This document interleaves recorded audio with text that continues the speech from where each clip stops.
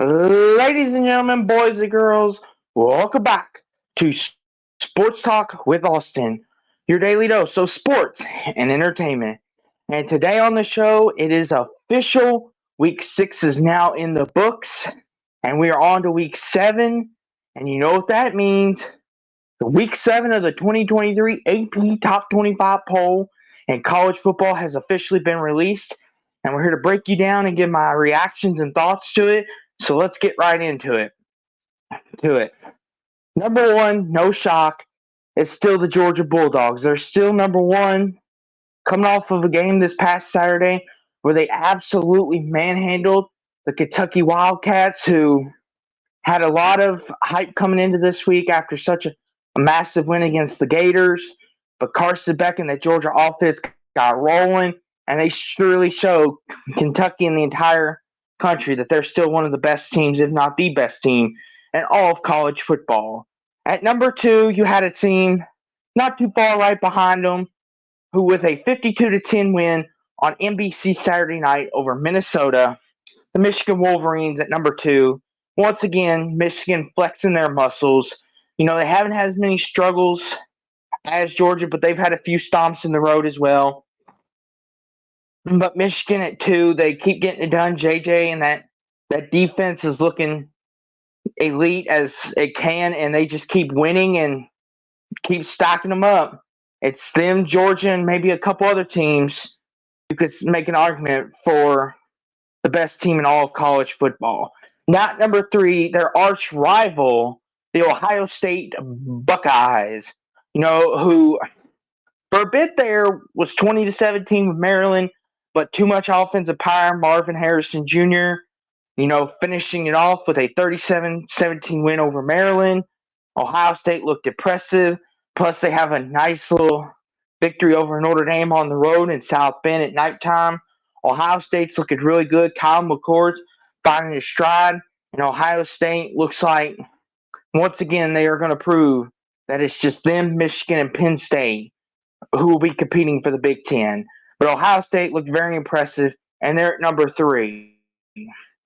At number four, you've got the Florida State Seminoles, who with a 39-17 win over the Virginia Tech Hokies, and it was Florida State raced up to score 22-0, then it's 22-17, but they were able to pull away there at the end. And Florida State, they've had a couple instances like this with less than teams. Boston College being the most, Virginia Tech and Boston College being the most recent ones. You know, now people are beginning to question how good is that LSU win truly. You know, but Florida State has looked like one of the best offenses in the country, but for whatever reason they play down to their competition, and they better not do that, or else it'll get them caught somewhere and cost them a trip to the ACC championship, and possibly even cost them a trip to the CFP. But they're at number four. Number five, you got the Oklahoma Sooners, coming off a fantastic Red River Rivalry shootout win, 34-30, over the Texas Longhorns. And a lot of people thought, we're going to see how legit Oklahoma is. Are they as good as they say they are? Is Brent Venables truly God for Oklahoma? Well, Dylan Gabriel had his Heisman moment leading Oklahoma down the field, finding Nick Anderson in the back of the end zone for a 1-yard touchdown. And that Oklahoma defense, I can't believe we're saying this, but Oklahoma's defense looks scary. Brent Venables has finally brought a little defensive toughness to his team. Oklahoma's looking very good and looking like they're going to be the favorites to win the Big 12 and maybe even get a CFP berth. And they deserve number five. Number six, you got the Penn State and Indy Lions. They were on a bye week this past week. You know, Penn State, you know, they had that dominating win over Iowa. And, you know, they had a struggle there for Northwestern for a bit, but they got it together. They got the win. They got the dub. And here we sit them, Penn State at number six. They've got a couple games with Ohio State and Michigan coming up soon. We're going to see how good Penn State is and if this is the year for them. Number seven, you've got the Washington Huskies. Michael Penix and company survived yet again. You know, they just, you know, survived Arizona last week. They had a bye week this week. And, you know, that's their only, Washington's really only blemish on their record, you could say, is that they almost lost to Arizona, but as history tells, Arizona is not an easy out. Just ask USC, by the way, which we'll get to that here in a minute. But Washington came off a bye. They've looked explosive. They got a big matchup with their arch rival Oregon Saturday at 3:30. And speaking of Oregon, they're coming in at number 8 this week, coming off their bye week, 2 weeks to prepare. Bo Nix and company have looked like the most complete team next to Washington within the Pac-12. And it is also noted that College Game Day will be at Oregon, Washington. So we will see how both teams prepare. Could it be a potential Pac-12 championship showdown? We will talk about that later. But for now, Oregon at 8. At number 9 is Texas. So Texas goes from number 3 to number 9, so not too far down. So that tells you that the committee thinks very highly of Oklahoma. Because Oklahoma was number 12 coming into the week, Texas was number 3. Now Oklahoma is 5, Texas is 9. So it shows that the committee, has some respect for Oklahoma and for Texas and the wins that they've accomplished. So they dropped them to number 9. Quentin Ewers threw those 2 picks, but he still had a good offensive day. I think Texas is still a really good team, and they're probably going to be in the Big 12 championship unless they slip up somewhere else. But Texas at number 9. At number 10, you got the USC Trojans. And USC, boy, oh boy, they've got some things to fix. Not on the offensive side. Caleb Williams, Lincoln Riley, Brendan Rice, all them guys, they got it. Brendan Rice, they've got it all figured out on the offensive side. That defense and Alex Grinch need to get things together quick in a hurry if they want to do anything. And I mean anything, because USC, you're not going to get very far with a defense like that. But USC was able to escape Arizona. They got a big game against number 21 Notre Dame this week. Spoiler alert for the rankings coming up. But USC at 10, they better get that fixed or they could lose one to a very gutsy Notre Dame team. At number 11, you got the Alabama Crimson Tide, a team who had a very gutsy win Saturday, 26-20 over Texas A&M. Jalen Milroe played arguably one of the best games of his life. Dylan Burton, had 179 yards, made some incredible catches, and was able to keep Alabama in it and give them the 6-point win. Now Alabama's got Arkansas next week. Should be very interesting. I'm surprised the committee didn't move them up over USC after their win over A&M, but it is what it is, though. But Alabama at number 11. At number 12, you got the North Carolina Tar Heels coming off a demolishing of Syracuse 40-7, making the Qs look silly out there. And North Carolina's got a big date with Miami, and that'll be an interesting thing with Drake May and that offense. The defense came to play. North Carolina is looking like one of the most complete teams in the ACC right now. And if they could keep this going at the rate that they're going, look out. North Carolina at number 12. You got number 13, Ole Miss. Lane Kiffin was able to keep it together after a big win against LSU, but Arkansas almost beat them, almost. But Jackson Dart, Samir Jugs was able to keep it together, drive down, get the touchdown, and Ole Miss was able to hang on and win. They're at number 13, and they're still climbing the ranks. And the West, if they hadn't lost to Alabama, Ole Miss could be first place in the West, but that's neither here nor there. Ole Miss at 13. Then at number 14, you got my boys in the Ville. Go Cards, everybody. Louisville coming off a fantastic 33-20 win over a top 10 Notre Dame team. I think this is, our best win today. Jack Plummer, Jeff Brom doing what he did at Purdue. I think our defense, you can make an argument, it's one of the best in the ACCs. And I think a lot of people are now going to take notice of us.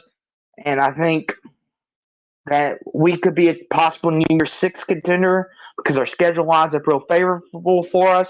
But I'm looking forward to seeing what we do at Pittsburgh this week, 6:30 on the CW. Hopefully we can keep it together. But we're at number 14. Go Cards, everybody. But now on to number 15. You've got the Oregon State Beavers who were in a shootout with Cal. Who thought I'd ever say that?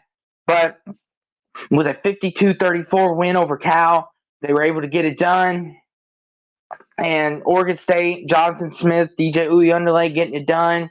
They have that big win over Utah. Can Oregon State keep it going? Shall be seen, but it is a little concerning that defense gave up that many points. But Oregon State at 15, I like it. You can't necessarily move them ahead any after what they did against Cal. You have to have some moral there, and I think 15 for them is good. And the team that they beat, number 16 Utah, right in behind them, they're all coming off a bye this week. After the 21-7 loss to Oregon State on the road, they got a week off. Now they get Cal this week, a team that put up a lot of points against Oregon State. Big question is Cam Rising, will he be healthy? If he is, how much of a boost will he be to this offense? We know their defense is borderline elite, especially in the Pac-12, maybe even the best within the range of the Pac-12. But Utah at 16, hoping they get Cam Rising back healthy because they got a date with USC coming up soon. At number 17, you've got the Duke Blue Devils, who unfortunately fell just short 21-14 against the Notre Dame Fighting Irish.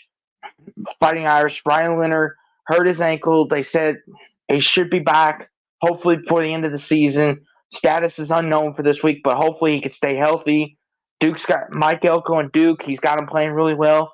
I'd hate to see Ryan Leonard's career end like that. Hopefully he can get together. I'm glad the AP committee didn't drop him too much. And I like Duke at 17, showing some respect.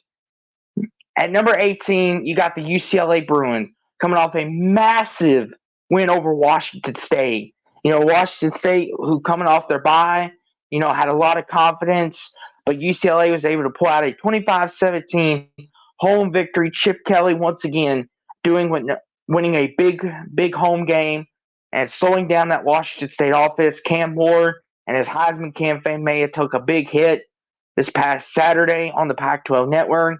UCLA with a great win. At number 19, you've got Washington State.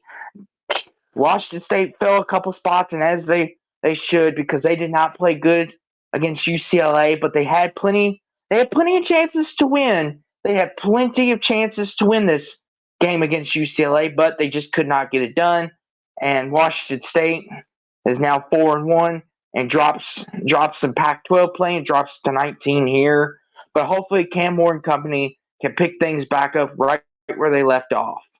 And now at number 19, you got Tennessee. This is the first time we've seen this all year, but we have a tie at 19. And in many cases, this is just an honorary 20. So, but in the committee's eyes, Tennessee and Washington State should be tied at 19. So Tennessee coming off of a bye week, they had that terrible loss to the Gators, but got it back against UTSA. Now they're at home this week against A&M, the team Bama just beat on the road in Aggie land. We'll see if Joe Milton and that offense could keep it going this week, but Tennessee at 19 coming off their bye week.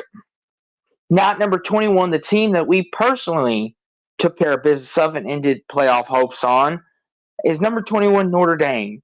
And Notre Dame this past Saturday did not look very good as my Louisville Cardinals took them down 33-20. And that was arguably the worst performance I think we've seen Notre Dame play all year.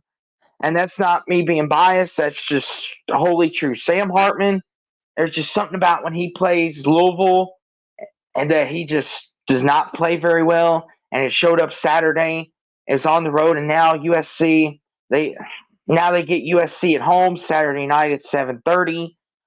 And Notre Dame, they got a much needed bye week coming up after. Can Notre Dame possibly win out, make it NY6? Will be very interesting to see. But at number 22, coming off a big win on the road, you got the LSU Tigers, who made a big statement with a 10-point victory over Missouri. And I think LSU is a team that their defense is poor, so to speak. But Jaden Daniels has kept them in it, and that offense. But they got to get that defense fixed, especially if they want to have any shot to compete in the West this year. But LSU at 22, they got to get things fixed, and they got to get it fixed in a hurry. Number 23, you got the Kansas Jayhawks coming off a 51-22 absolute stomping of UCF after that 40-14 beatdown in Austin against Texas. Kansas is taking all their frustrations out on the UCF Knights, and Jalen Daniels and company made sure to take care of business and showed that, hey, one bad loss won't define us. And the committee respected them for that and puts them back in at 23. And coming in at number 24, somehow they still made it. The Kentucky Wildcats, after a 51-13 absolute bludgeoning at Georgia. You know, Ray Davis and company, all those rushing yards, and Devin Leary having a comfortable pocket at home against the Gators. Well, not so much on this night against Georgia. But Kentucky, I guess the loss to Georgia, I get it. You know, it's number one Georgia. Most teams would get bludgeoned. But it's very interesting that the committee still kept them in the top 25 when there are a lot of teams that are right there eking at it. But Kentucky stays at 24 for right now. And finally, at number 25, you've got the Miami Hurricanes. Boy, oh boy, Miami, you did this to yourself because all you had to do was knee the dang ball down. But since you decided to run the ball, you got what you got. You fumbled and you lost. And, you know, you're lucky the committee didn't drop you from 17 all the way out, but they kept you in. And you know what?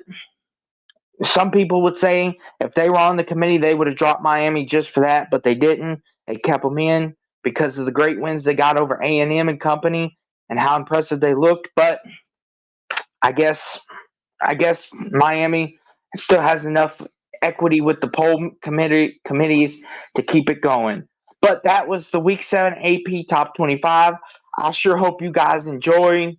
Please make sure you like, comment, and subscribe to Sports Talk with Austin. Make sure you hit that notification bell for more great content coming your way. But in the meantime, in between time, ladies and gentlemen, I'm out this thing, y'all. Go Cards, everybody.